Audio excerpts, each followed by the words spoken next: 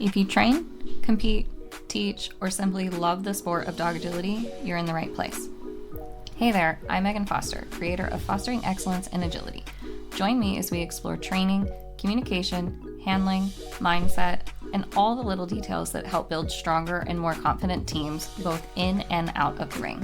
Whether you're just getting started or working toward big competition goals, this podcast is here to support your journey with your individual teammate. Let's get started. Welcome back to the podcast. Sprint just turned 5 in May, and that means she has wrapped up her 3rd anniversary of competing. She's been competing in agility for about 3 years, and so I want to unpack a question that I get fairly often, and it's about how do we speed up the process of becoming a team? How do we go from a young team just starting out to, consistently reaching our goals, leveling up, running more clear rounds? Like, how do we do that, and can we make it go faster? For the longest time, I have been telling my students that it takes about 3 years to grow and develop into a team. Because those first 3 years, they are still kind of adolescents, young adults, the first 3 years of competing, right? So, maybe they start competing when they're 1.5 years, 2 years old, and they're still adolescents. And then as they move into young adulthood, they are still changing. Their bodies are still changing. Their brains are still changing. Their worldview is still changing. And how they feel about agility is still changing. What they know about agility is still changing. And so those 3 years, those first 3 years of competition, things can be changing rapidly. And this can sometimes sound like a bummer when you've already spent 2 years and what feels like a really long time just getting to the point of competition. A lot of people that work with me want to just skip to the good part, right? We want to skip to running clean all the time, getting the titles that we want, qualifying for the events that we want to get to. We as humans who want to compete have these outcome goals in our minds, and we want them. And I am sorry to give you this very unsatisfying answer, but I hope that, throughout the episode, I can also give you a little bit of direction and hope for how to streamline this process as much as possible. Teamwork takes time. There is not a whole lot we can do to skip the process of developing and growing and changing. We all have to go through the same process of learning how to sequence together, learning how to compete together, learning how to get into the zone together, right? Because it's not just they know the agility skills and you know the agility skills. There's also the competition skills, the mindset skills. There is a lot to develop. And that's why I kind of use this 3-year average. I call all of these things that we need to develop and learn the Clear Round rulebook. And I break this down in my mindset class inside my membership. But we're going to talk a little bit about developing this Clear Round rulebook. So obviously we are seeing dogs that are less than 5 years old being super consistent, large number of clear rounds, winning events consistently, qualifying for events, attending big events. We see it. So it can be streamlined. Absolutely. Right. And so a few things that go into streamlining that when we see dogs that are younger than 5 really excelling, we can assume that the handler's experience is probably pretty high, right? These handlers know what to train and when to train it without having to block off the time to go to a lesson, ask an instructor or coach, look it up in their online content. They can go straight into the training session, know what to do, know how to do it. Handlers with this type of experience also can troubleshoot without a lot of extra time. The troubleshooting is happening as the problem occurs. There's not a whole lot of having to, like, the same thing, having to sit, plan, talk it out with someone. Sometimes everyone gets thrown a curveball that needs a little extra planning, but the more experience a handler or trainer has, the more streamlined the training sessions are, period, right? And that is not the case for the majority of people competing in agility. The majority of my clients are not professional dog trainers, right? I assume the majority of my listeners here are not professional dog trainers. There has to be time to look up what needs to be trained, how to train it, get feedback on it. That automatically will make this process take a little bit more time, which is why I've kind of developed this average of 3 years, because this is a reality. The second thing that can streamline the process is your resources, your access to equipment, your additional time to plan, do the training, review the training, your access to coaching and feedback and how long that takes to then develop a new training plan. So just resources alone makes a huge difference. Also, where I live, I can compete in agility every single weekend if I wanted, but that's not the case for all locations in the country, in North America, in the world. So that is also a resource that is different for each individual, right? The dog's mental maturity is a big one here. Do I know dogs that are completely mentally and physically ready to go at less than 2 years old or around 2 years old? Yes. But in my nearly 30-year career in this sport, I've only had one. And that was Shock. She was mentally ready to go at around 18 months. She was really solid in the environment. She was solid with other dogs. She was solid with other people. She was super solid. She did not have any arousal related behaviors that I had to address, like with her brother Smack. But also, when I debuted her at less than 2, she did not have all her obstacle skills trained because her body wasn't physically ready to have all of her obstacles trained by the time her brain was ready. So even though she did debut before she was 2, she was only running in classes without contact obstacles.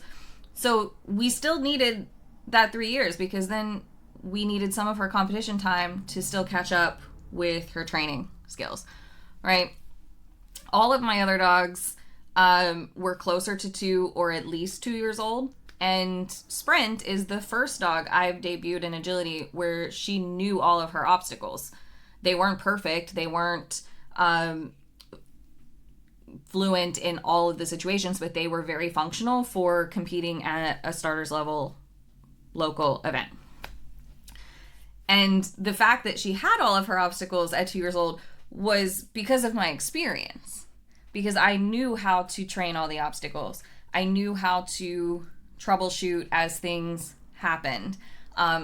I basically, her entire agility education as a youngster, I had the fantastic resource of training with my agility wife, Sarah Stremming. So even if I didn't have the answer right in the moment, Sarah usually did. So I had a lot of things going in my favor, and she was still 2 years old when she debuted.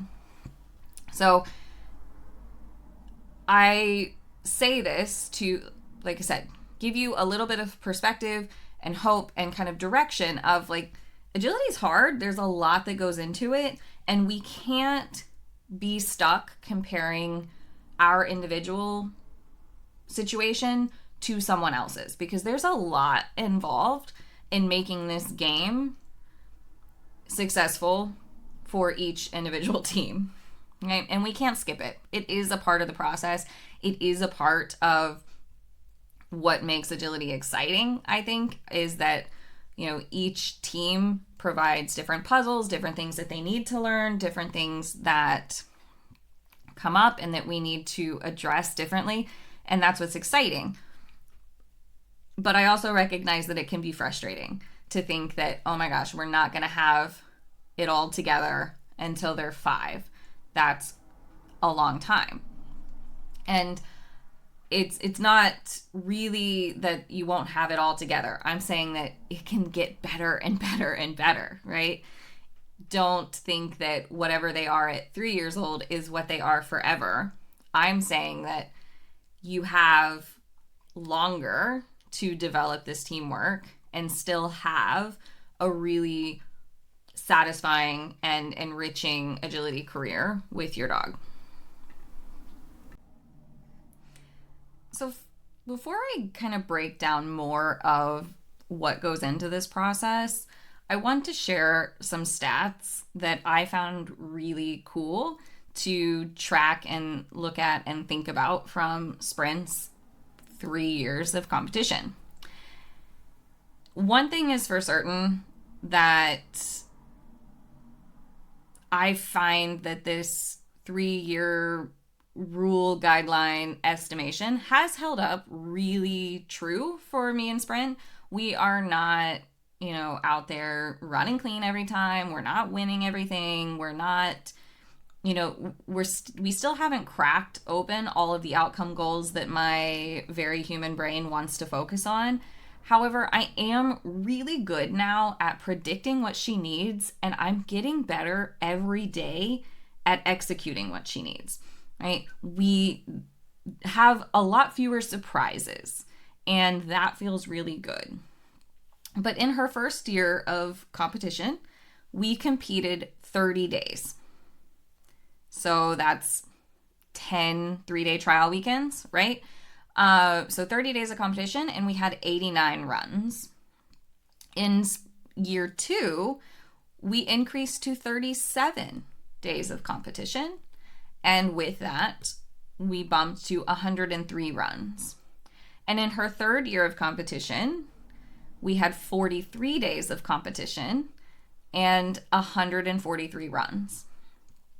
So that kind of gives you some ideas of how often I'm competing to kind of test where we're at and make new training plans and use that data to push us forward.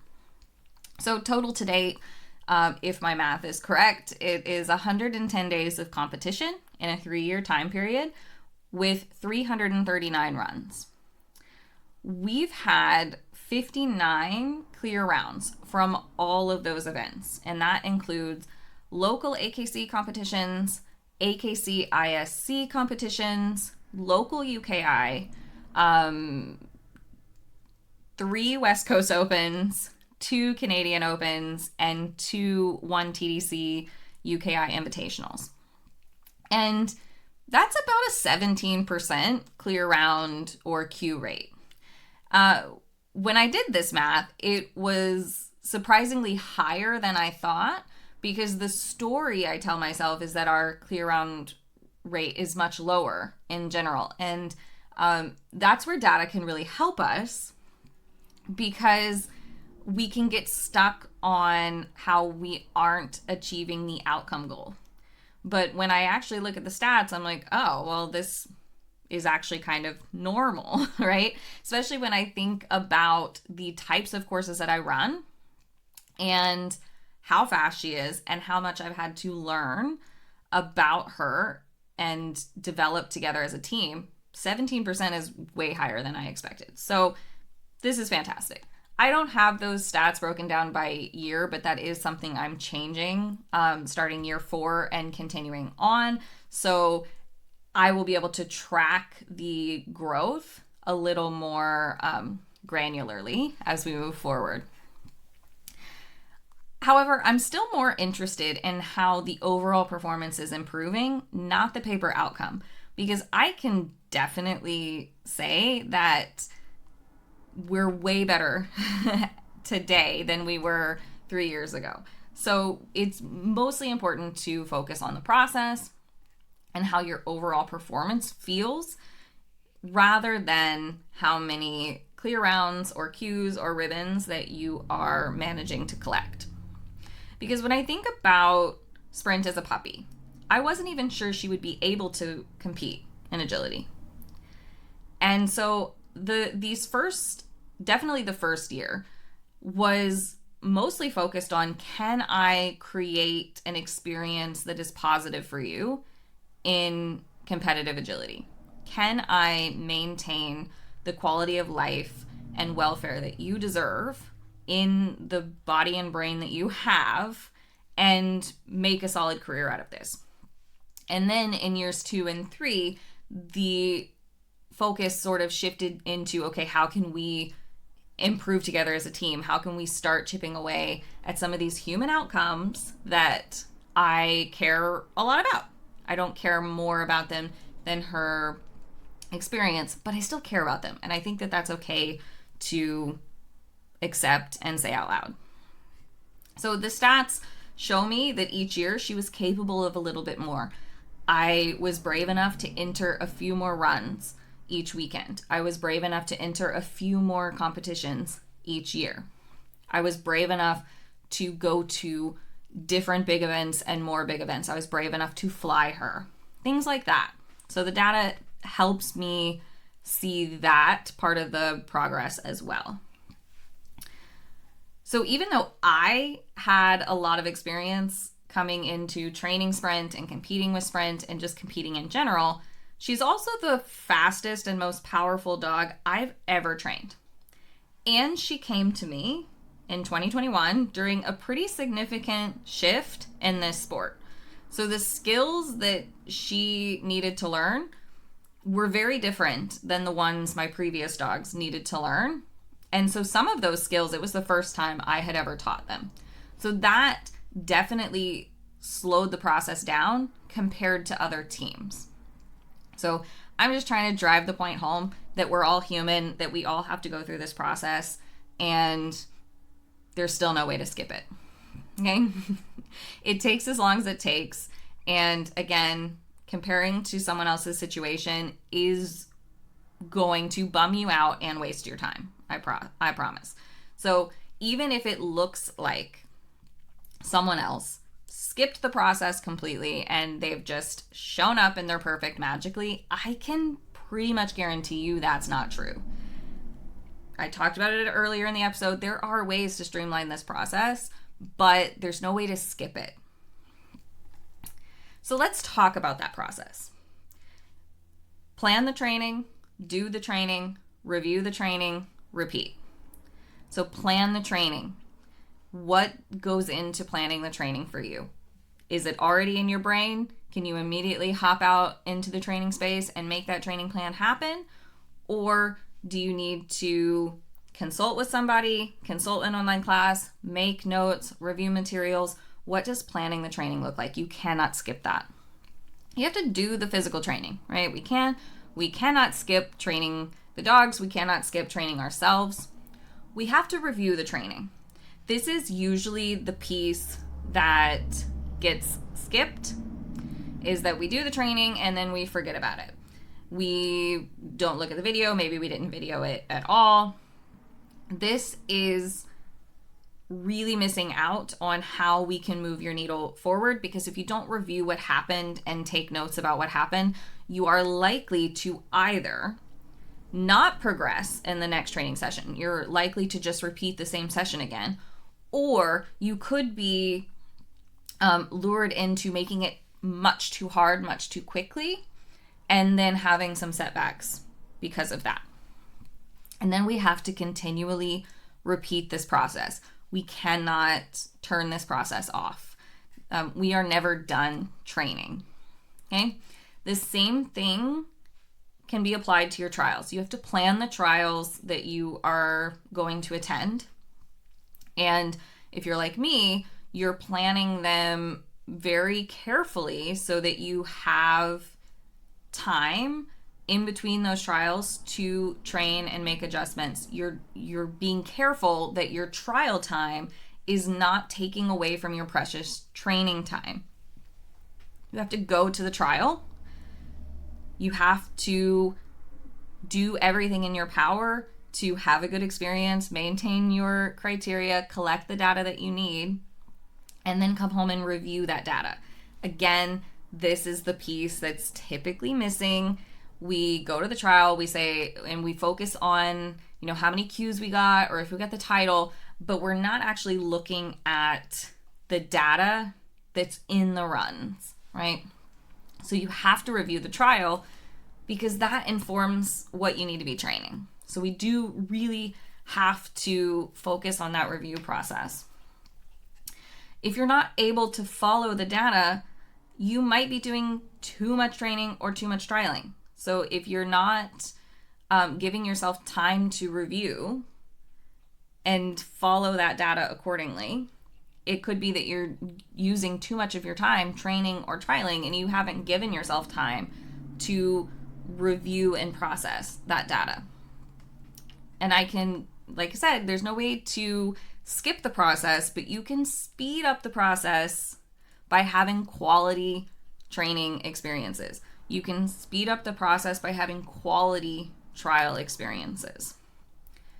You have to slow down to be able to focus on your team's strengths, your dog's strengths, and your team's weaknesses, your weaknesses, your dog's weaknesses. It's 3 different categories. You have to be able to play to your strengths and train to your weaknesses.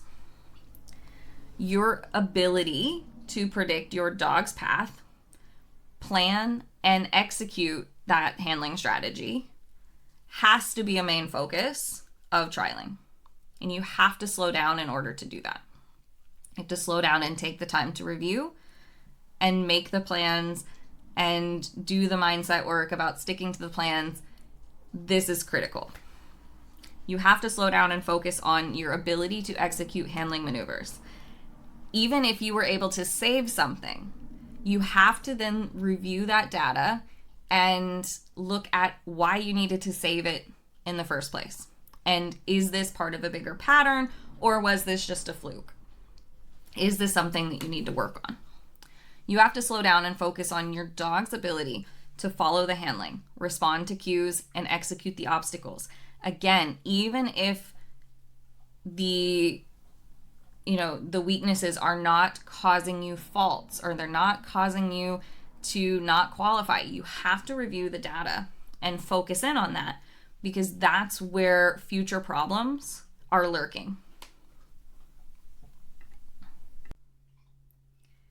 Slowing down and focusing on these things means letting go of outcome goals while you focus on improving the overall performance. One way that I did this is that I chose some big events that I was interested in, but they were open events. So I did not have to qualify for those events. So I knew I could attend them regardless of how I spent the year competing and training.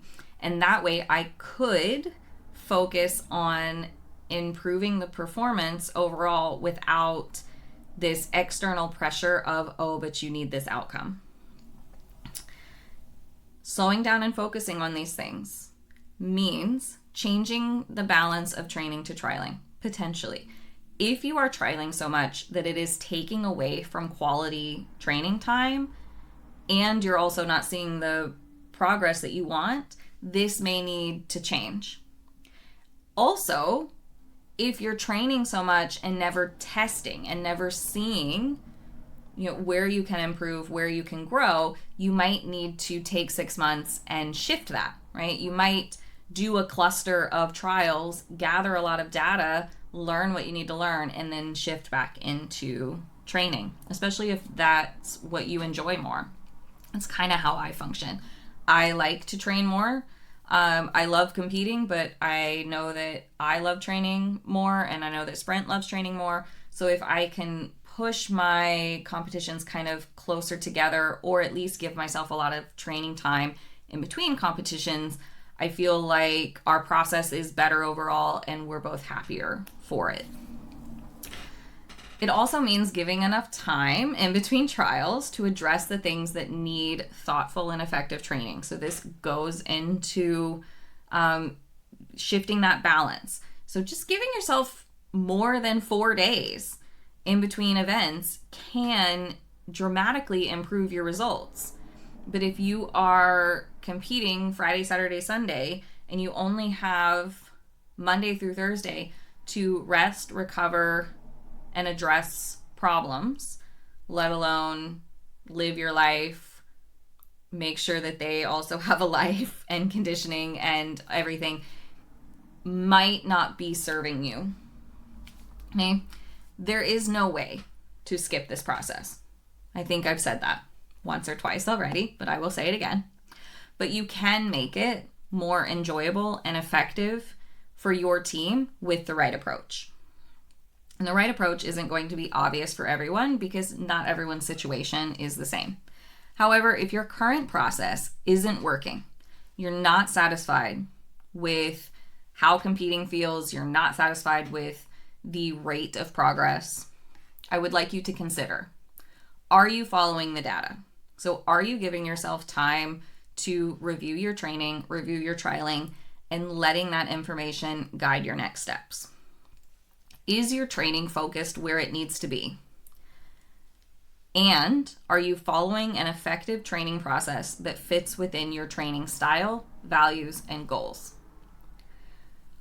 When you're at trials, are you focused on the process or the outcome? And is your trialing to training ratio in the correct balance? Take some time to evaluate and make some necessary adjustments.